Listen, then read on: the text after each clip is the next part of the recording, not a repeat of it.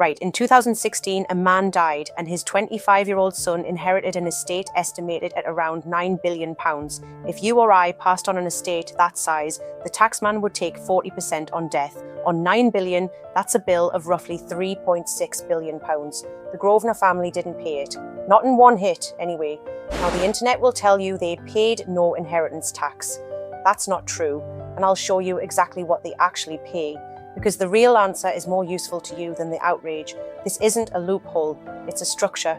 It's written down, it's legal, and a miniature version of it's available to you, the ordinary business owner watching this, with a real cost attached, which almost nobody mentions. Quick one before we start, yes or no in the comments. Do you know what your family would actually owe if you died tonight? If you run a limited company, subscribe.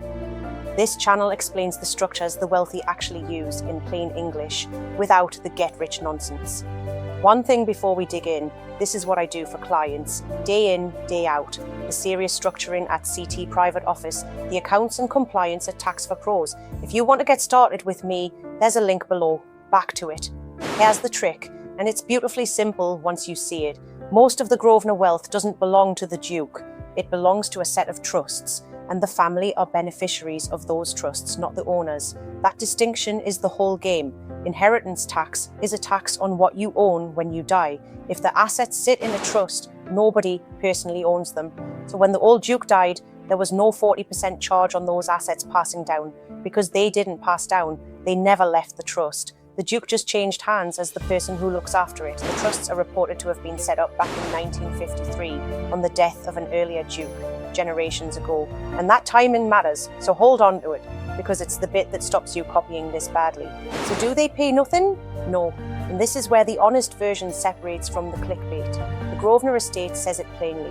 Instead of 40% once, on death, the trusts pay a recurring charge of up to 6% every 10 years on the value they hold, plus income tax, plus capital gains tax. Now, 6% sounds tiny next to 40. Don't fall for that. It's the exact trap I warn people about. It's not 6 instead of 40. It's 6% of the whole pot, over and over, forever. Run that across 70 years and the trustees pay out roughly the same as a death charge would have taken, maybe a little more. So what the structure actually buys isn't zero tax, it's smoothing. It turns one enormous cliff edge bill that could force a fire sale into a steady, predictable, survivable trickle.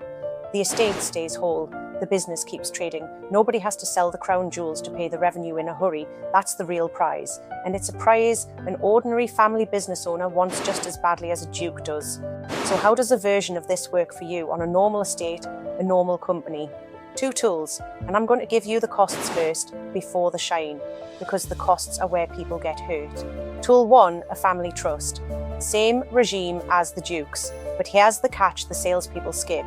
If you set one up today and put a valuable asset in, you pay a 20% charge on the way in on anything above your allowance up front, then that same 6% every 10 years. And the big one, you have to genuinely give the asset away. If you keep control or keep benefiting from it, the taxman treats it as never having left your estate, and the whole thing fails. That's called a gift with reservation, and it's the single most common way these blow up. That's why the Duke's trusts work, and yours is harder. His were funded generations ago before the modern charges, with the assets long gone from anyone's personal estate. You're starting today, different game. Tool 2, and this is the one most of my company directors actually use, a family investment company. It's just a limited company. You hold the control shares, your kids hold the shares that capture the future growth. You fund it with a loan, not a gift, so there's no 20% entry charge and no 10-year charge. Future growth builds up in the children's shares outside your estate. The honest catch on that one, it's a company, so it pays corporation tax on its income and gains, and you're taxed again when you take money out.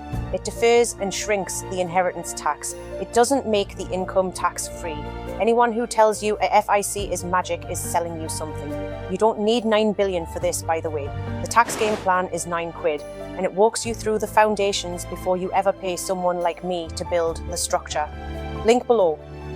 One more thing, because the ground moved under all of this last year and most content online hasn't caught up. From April 2025, inheritance tax stopped following your domicile and started following your residence. And the old trick of parking assets in an offshore trust to escape UK inheritance tax.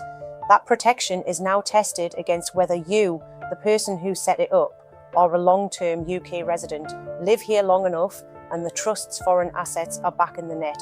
And from April 2027, your pension joins your estate too. The gaps are closing, not opening, which is exactly why the boring, documented, properly built structure beats the clever offshore story every single time now. So here's where it lands. The Duke didn't dodge inheritance tax. He inherited a machine built generations ago that pays a steady 6% instead of one brutal 40.